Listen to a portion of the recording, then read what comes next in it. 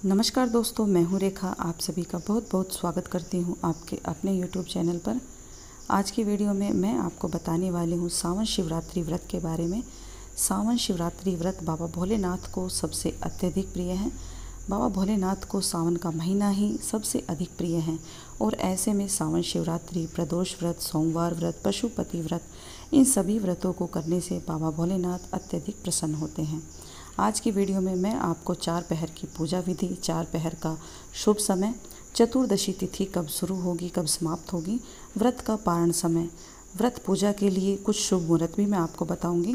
अगर आपको वीडियो पसंद आए तो चैनल को लाइक और सब्सक्राइब अवश्य कर दें। वीडियो देखने के लिए बेल आइकन को प्रेस अवश्य करें ताकि पूजा पाठ, व्रत, त्यौहार की सभी वीडियो आप मेरे फ़ोन पर देख पाएँ, मेरा कोई भी वीडियो आप मिस ना कर पाएँ। चतुर्दशी तिथि 6 अगस्त के दिन मासिक शिवरात्रि जिसे बोलते हैं। मासिक शिवरात्रि हर महीने में आती है। कृष्ण चतुर्दशी तिथि के दिन मासिक शिवरात्रि का व्रत रखा जाता है और अब की बार यह शिवरात्रि 6 अगस्त के दिन मनाई जाएगी। 6 अगस्त के दिन जो चतुर्दशी तिथि है वो शुरू हो रही है 6:28 पर शाम के समय। चतुर्दशी तिथि जो समाप्त होगी 7 अगस्त के दिन 7:11 पर शाम के समय चतुर्दशी तिथि है वो समाप्त हो जाएगी। तो ऐसे में मासिक शिवरात्रि का व्रत आपको 6 अगस्त के दिन ही रखना होगा, क्योंकि इस व्रत में रात्रि का बहुत अधिक महत्व। शिव पुराण में ऐसा वर्णन किया गया है, मध्य रात्रि 12 बजे के बीच में बाबा भोलेनाथ का शिवलिंग प्राकट्य के रूप में प्रकट हुआ था।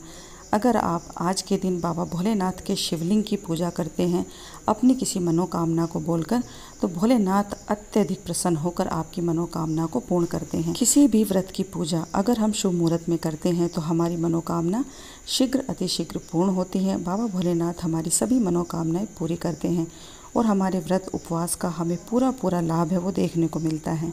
तो शुभ मुहूर्त आप नोट कर लें। 6 अगस्त के दिन जो ब्रह्म मुहूर्त का शुभ समय रहेगा वो 4:20 से लेकर 5:03 तक रहेगा। भोलेनाथ के अभिषेक के लिए अभिजीत मुहूर्त भी सबसे अच्छा बताया गया है। आप इस समय पर भी अभिषेक करते हैं तो आपकी मनोकामना पूरी होती है। दोपहर के 12:54 तक आपको यह मुहूर्त मिल रहा है। 12 बजे से लेकर 12:54 तक आप अपने पूजा को संपन्न कर सकते हैं, अभिषेक को पूर्ण कर सकते हैं। इसके साथ ही आपको गोधूली बेला का जो मुहूर्त है वो भी आप नोट कर लें। 6:55 से लेकर 7:19 तक शाम के समय 6 अगस्त के दिन आपको यह मुहूर्त मिल रहा है। तो इस दिन आप इस समय पर अपनी शिवरात्रि व्रत की पूजा को, अभिषेक को आप पूर्ण करें। आज के दिन शिव पुराण में ऐसी मान्यता है कि जो भी जातक मिट्टी का शिवलिंग बनाकर उस पर अभिषेक करता है तो उसकी समस्त मनोकामनाएं पूरी होती हैं। शिवलिंग आप जब भी बनाएं तो बेल वृक्ष के नीचे की या फिर पीपल वृक्ष के नीचे की मिट्टी ही आपको लेनी है, या फिर नदी तालाब की अगर मिट्टी आपको मिल जाए तो सर्वोत्तम होती हैं। इसी मिट्टी में गंगा जल, कच्चा दूध, घी, ये सभी चीज़ें डालकर आप शिवलिंग का निर्माण करें। शिवलिंग कैसे बनाते हैं मिट्टी का, इसका वीडियो भी मैंने अपने चैनल पर डाला हुआ है, आप देखना चाहें तो देख सकते हैं। मैं इसी वीडियो के नीचे उस कमेंट को भी पिन कर दूँगी। आप जब भी भोलेनाथ का अभिषेक करते हैं, पूजा करते हैं, अगर 4 पहर की पूजा में आप बाबा भोलेनाथ को मना लेते हैं तो ऐसी कोई इच्छा नहीं रहती कि जिसे भोलेनाथ आपकी पूरी ना कर पाएँ। सबसे पहले आप जान लें पहले पहर की पूजा आपको कब करनी है। पहले पहर की पूजा संध्या काल से ही शुरू हो जाती है, जिसका शुभ मुहूर्त है 6:46 से लेकर 9 बजे तक। आपको पहले पहर की पूजा इसी टाइम के बीच में आपको पूरी कर लेनी है। जब भी आप शिवलिंग का अभिषेक करें, सबसे पहले आप जल से अभिषेक करें, उसके बाद आप कच्चे दूध से, उसके बाद फिर पुनः गंगा जल और शुद्ध जल से आपको अभिषेक करना है। अगर आप संध्या काल के समय पहले पहर की पूजा इस विधि से करते हैं तो आपके द्वारा जाने अनजाने में किए गए सभी पाप दोष हैं वो समाप्त हो जाते हैं। शिवलिंग का आप जब भी अभिषेक करें तो शिव मंत्रों का आप जाप करते रहें, चाहे पंचाक्षरी मंत्र है या गायत्री मंत्र है या महामृत्युंजय मंत्र है। जो भी मंत्र आपकी जुबान पर अच्छे से रटा हो उसी मंत्र का आप जाप करके बाबा भोलेनाथ के पहले पहर की आप पूजा करें। दूसरे पहर की पूजा का जो शुभ समय रहेगा वो 9:47 से लेकर 12:48 के बीच में ही आपको दूसरे पहर की पूजा है वो कर लेनी है। जब भी आप शिवलिंग का अभिषेक करें तो उसके लिए आप सबसे पहले शुद्ध जल से स्नान कराएं, इसके बाद आप दही से स्नान कराएं। दही से स्नान कराने के बाद आपको फिर से शिवलिंग का अभिषेक करना चाहिए। इस तरह से दूसरे पहर की पूजा अगर आप शिवरात्रि के दिन कर लेते हैं शिव मंत्रों के साथ, तो ऐसा करने से आपके घर में धन धान्य के जो मार्ग है वो खुल जाते हैं। आपके घर में सुख समृद्धि बरकत है वो होनी शुरू हो जाती है। अब बारी आती है मध्य रात्रि की, यानी कि तीसरे पहर की पूजा की। भोलेनाथ की जब भी आप तीसरे पहर की पूजा करें तो मध्य रात्रि में ही तीसरे पहर की पूजा है वो की जाती है। तीसरे पहर का भी आप शुभ समय नोट कर लें। 12:06 से लेकर आपको 3 बजे के बीच में मध्य रात्रि में ही आपको बाबा भोलेनाथ का अभिषेक करना है। सबसे पहले आप शुद्ध जल से स्नान कराएंगे। शुद्ध जल से स्नान कराने के बाद आप घी से स्नान कराएंगे। घी से स्नान कराने के बाद आप शुद्ध जल मिले गंगा जल से आपको बाबा भोलेनाथ का अभिषेक करना है। आप कोई भी शिव मंत्र, शिव स्तुति मध्य रात्रि के समय कर सकते हैं। ऐसा करने से आपकी समस्त मनोकामनाएं हैं वो पूरी होती हैं। आज के दिन बाबा भोलेनाथ प्रसन्न मुद्रा में रहते हैं। अगर कोई जातक सच्चे मन से पूरी निष्ठा से उनका अभिषेक कर लेता है तो निश्चय ही वो अपनी समस्त मनोकामनाएं बाबा भोलेनाथ से पूरी करा लेता है। अब बारी आती है चौथे पहर की।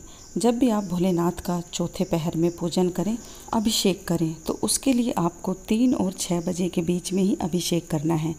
अभिषेक करते समय सबसे पहले आपको शुद्ध जल से शिवलिंग का अभिषेक करना है। उसके बाद आपको शहद से बाबा भोलेनाथ का अभिषेक करना है। शहद से अभिषेक करने के बाद आपको फिर से पुनः जल से और गंगा जल से आपको शिवलिंग का अभिषेक करना है। इस तरह से जो भी जातक 4 पहर की पूजा शिवरात्रि के दिन कर लेता है उसकी समस्त मनोकामनाएं भोलेनाथ पूरी करते हैं। इस तरह से पूजा करने से उसको मोक्ष की प्राप्ति होती है। उसके द्वारा किए गए जाने अनजाने के पाप दोष हैं वो समाप्त हो जाते हैं। उसके घर में धन वैभव है वो बढ़ने लगता है। घर परिवार में जो भी ग्रह कलेश है वो समाप्त हो जाता है।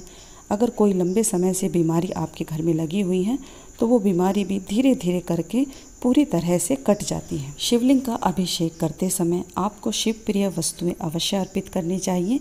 आप चाहें तो जल में ही थोड़ा सा गुड़ मिलाकर शिवलिंग का अभिषेक कर दें। आप चाहें तो गुलाब का इत्र मिलाकर शिवलिंग का अभिषेक कर दें। आप चाहें तो 1 मुट्ठी चावल के दाने बाबा भोलेनाथ पर चढ़ा दें। शिवलिंग पर 1 मुट्ठी चावल के दाने अर्पित करने से माँ लक्ष्मी संग अन्नपूर्णा की कृपा दृष्टि आपके घर परिवार में जन्म जन्मांतर तक बनी रहती हैं। आज के दिन बाबा भोलेनाथ की जो शिव प्रिय वस्तुएं हैं वो आप अवश्य लें। भांग, धतूरा, समीपत्र, बेलपत्र, आकड़े के फल फूल और पत्तियाँ, इनमें से जो भी चीज़ आपको मिलती है शिव प्रिय वस्तुएं वो आज के दिन मध्य रात्रि में शिवलिंग पर आप अवश्य अर्पित करें। भोलेनाथ की निसंकोच भाव से आप पूजा करें। सारा दिन भोलेनाथ के मंत्रों का, शिव के मंत्रों का आप स्मरण करते रहें। पारण आपको मैंने बताया है उसी समय पर आपको पारण करना है। शुभ मुहूर्त का भी आपको विशेष तौर पर ध्यान रखना है।